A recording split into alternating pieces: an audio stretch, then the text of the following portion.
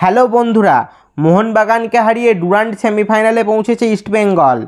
দীর্ঘদিন পর ডার্বি জিতে চনমনে লাল হলুদ শিবির। সামনে আর দুটো ম্যাচ, সেমিফাইনাল আর ফাইনাল।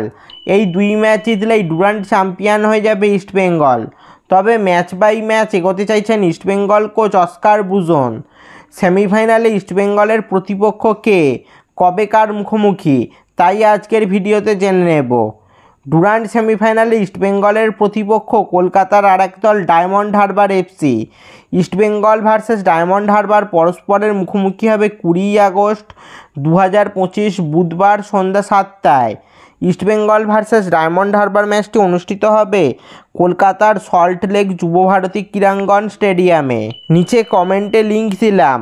ডুরান্ড সেমিফাইনালে ইস্টবেঙ্গলের ম্যাচের সময়সূচি ভালোভাবে স্ক্রিনে দেখতে নিচের লিঙ্কে ক্লিক করে দেখে আসো সবাই।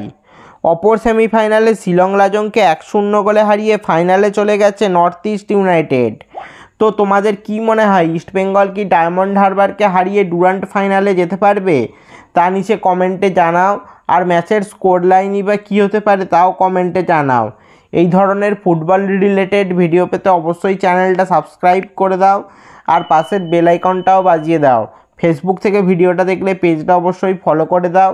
এটা আমার ইনস্টাগ্রাম আইডি, অবশ্যই ইনস্টাতে ফলো করে দাও আমাকে। আর ভিডিওটা লাইক শেয়ার করতেও ভুলবে না যেন। দেখা হচ্ছে পরের ভিডিওতে।